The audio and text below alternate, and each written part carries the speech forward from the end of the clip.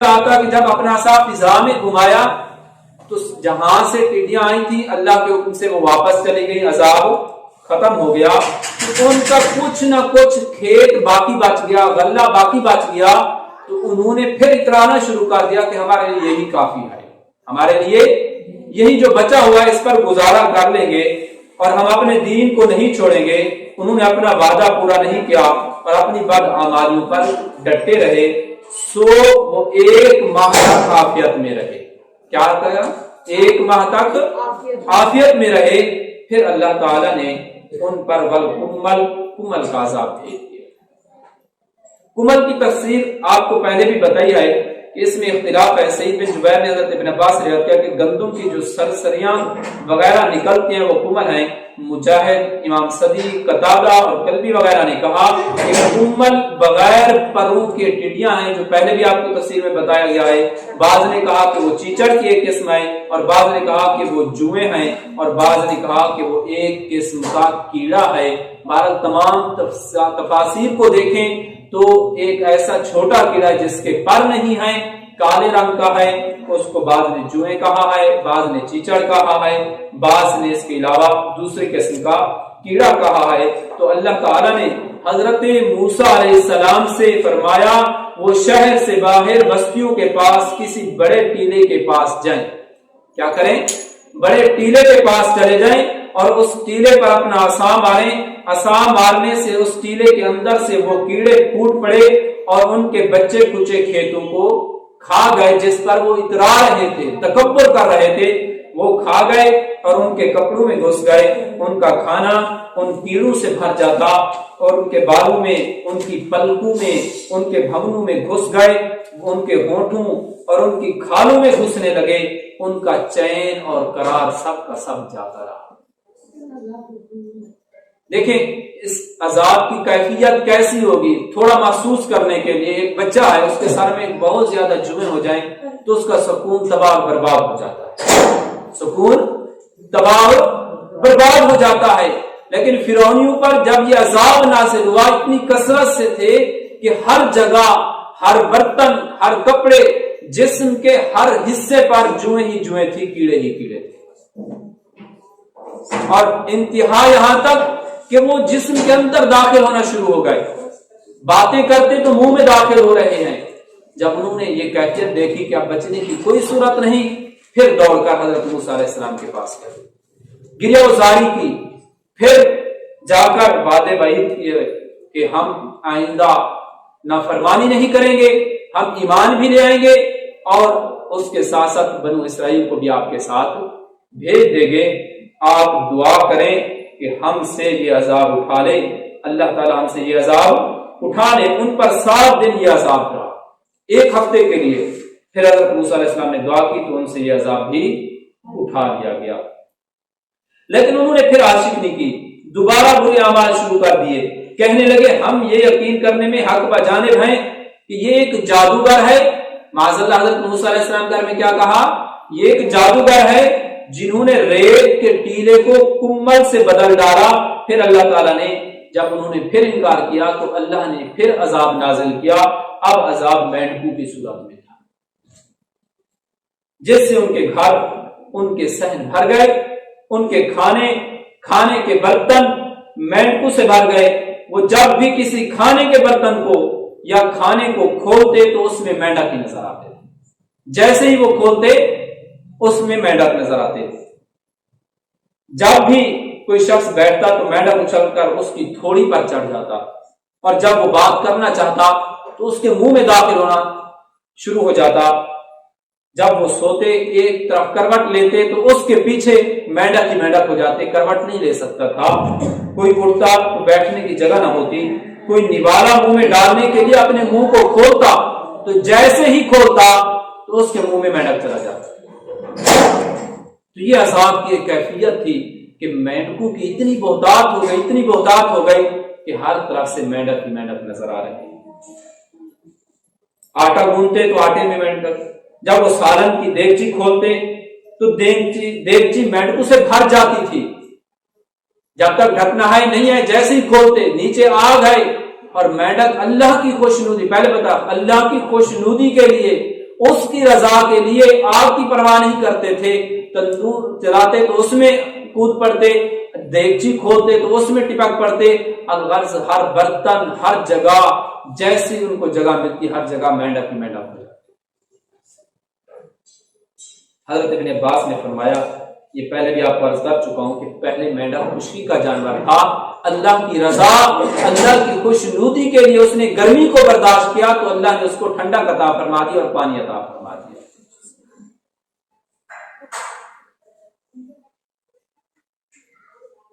اسی طرح ایک ہفتہ پھر ان پر یہ عذاب کی کیفیت رہی۔ پہلے عرض کیا کہ ہر عذاب کی کتنا دورانیہ تھا؟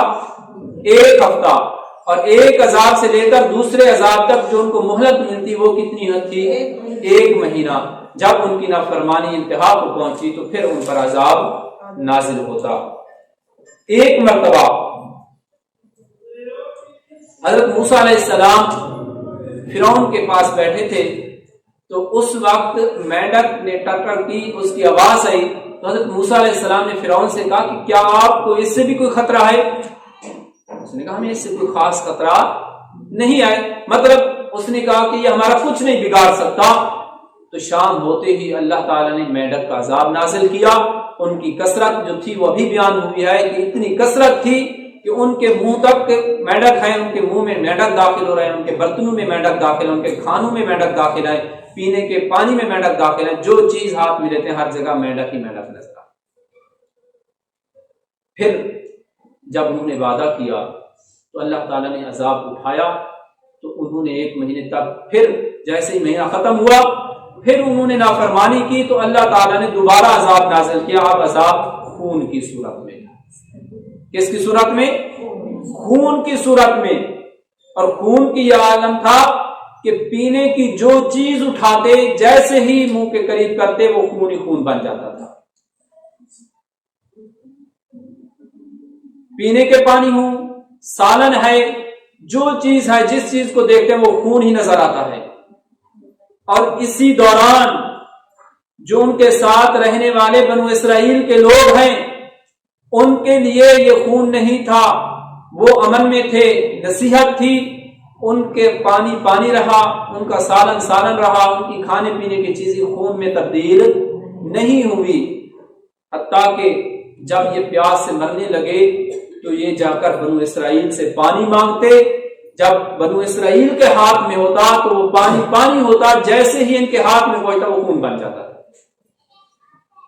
ان کی عورتیں جا کر بنو اسرائیل سے کہتی کہ ہمیں پانی دو، پانی مانگتی، جیسے ہی منہ کے قریب کرتی خون بن جاتا۔ پھر انہوں نے یہاں تک کیا کہ انہوں نے بنو اسرائیل کی عورتوں کو کہا، مردوں کو کہا کہ آپ اپنے منہ میں پانی ڈال کر ہمارے منہ میں کلی کر دیں تاکہ ہم پانی پی سکیں۔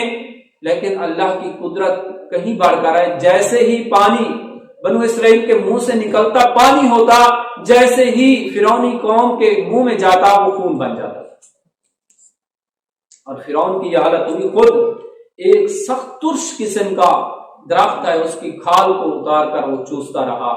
ایک ہفتے تک جب یہ عذاب میں مبتلا رہے تو پھر انہوں نے گریہ وزاری کی، پھر جا کر انہوں نے وعدہ کیا کہ ہم آپ پر ایمان بھی لے آئیں گے، نافرمانی سے بچیں گے، اللہ کی بارگاہ میں دعا کریں کہ اللہ تعالیٰ یہ عذاب ہم سے دور کر دے۔ اس کے بعد پھر حضرت موسیٰ علیہ السلام نے دعا کی تو یہ عذاب ختم ہو گیا۔ پھر جیسے ہی ایک مہینہ ختم ہوا ان کا وعدہ بھی ختم ہوا، انہوں نے وعدے کو توڑ ڈالا، انہوں نے نافرمانی کی، انہوں نے پھر فاستکبروا وکانوا قوما مجرمین، پھر انہوں نے تکبر بھی کیا اور یہ مجرمین قوم میں سے تھے۔ تو یہ فرعونی قوم کی حالت ہے جو ان کے لیے عذاب، بنو اسرائیل کے لیے نصیحت ہے، اور ہمارے لیے بعد میں آنے والوں کے لیے کیا ہے؟ ایک سبق آموز واقعہ ہے۔ ہمیں اس سے سبق حاصل کرنا چاہیے۔ آج ہم بھی اپنی زندگی کا مطالعہ کریں تو ہماری حالت بھی کچھ ایسے ہی ہے کہ جب ہم پر کوئی عذاب نازل ہوتا ہے، جب کوئی مصیبت نازل ہوتی ہے یا آزمائش آتی ہے تو اس دوران ہم تھوڑا سا اللہ سے ڈرتے ہیں، ہمارے دل میں خوف خدا ہوتا ہے، پھر ہم اللہ سے رو رو کر دعائیں مانگتے ہیں، اللہ سے وعدہ کرتے ہیں کہ یا باری تعالیٰ ہم اب نافرمانی نہیں کریں گے، اب یہ مصیبت ہم سے دور کر دے۔ جیسے ہی وہ مصیبت ہم سے دور ہوتی ہے پھر ہم اللہ کو بھلا دیتے ہیں۔ اس کی تازہ ترین مثال کرونا کی ہے۔ کرونا وبا آئی، جب ہم گھروں میں محصور ہو گئے تو ہر بندہ دعا کر رہا ہے، ایک دوسرے کے لیے دعائیں مانگی جا رہی ہیں، یا باری تعالیٰ ہمارے بچے بھوک سے مر جائیں گے، ہم بہت پریشان ہیں، ہمارے بچوں کی پڑھائی کا مسئلہ ہے، یا باری تعالیٰ اس مصیبت کو دور کر دے، ہم کبھی نافرمانی نہیں کریں گے۔ اور ابھی کرونا ختم ہی نہیں ہوا، پھر شیطانی کام ہمارے اندر جذب ہو گئے، پھر ہم نے حق سے منہ موڑ لیا، ہم ویسے ہی زندگی بسر کریں جیسے پہلے تھے، بلکہ اس سے بھی بڑے نافرمان بن گئے۔ ہماری مساجد ویسے ویران پڑی ہیں، ہماری عورتیں پردوں سے بہت دور ہیں، اور وہی ویسے ہی فواہش کے کام ہو رہے ہیں جیسے پہلے ہو رہے تھے۔ ہم نے کوئی سبق حاصل؟ تو قرآن مجید فرقان حمید نے یہ ہمیں دعوت فکر دی ہے۔ سابقہ قوموں کے احوال اور قصص جو قرآن میں بیان ہوئے ہیں، اس لیے کہ ہم ان کا بار بار مطالعہ کریں، ان کو بار بار پڑھیں اور دیکھیں کہ ان کو جو عذاب ملا کس وجہ سے ملا، اور جو وجہ تھی عذاب کی کہیں اس وجہ میں ہم تو مبتلا نہیں ہیں، کہیں وہ کام ہم تو نہیں کر رہے۔ تو وہ کام کیا تھے کہ اللہ کی نافرمانی کرنا، اللہ کی قائم کردہ حدود کو توڑنا، اللہ کے فرائض کی پاسداری نہ کرنا، اور جن سے اللہ نے روکا ہے ان میں راغب ہو جانا۔ یہ سبب تھا سابقہ قوم کی ہلاکت کا۔ اگر یہی کام ہم کرتے رہیں گے تو ہم بھی ہلاکت میں مبتلا ہو جائیں گے۔ تو یہ سارا واقعہ اس بات کی طرف واضح دلیل ہے۔ اس لیے ہمیں کوشش کرنی چاہیے کہ ہم زندگی اس طرح بسر کریں کہ اللہ کی فرما برداری میں نبی کریم صلی اللہ تعالی علیہ وسلم کے احکام کے مطابق زندگی بسر کریں، جیسے اللہ اور اس کے رسول نے ہمیں حکم دیا ہے ویسے ہی زندگی بسر کریں۔ قرآن کریم فرقان حمید کی تفاسیر اور مطالعہ وسیع کریں تاکہ ہم صحیح معنوں میں علم حاصل کر سکیں۔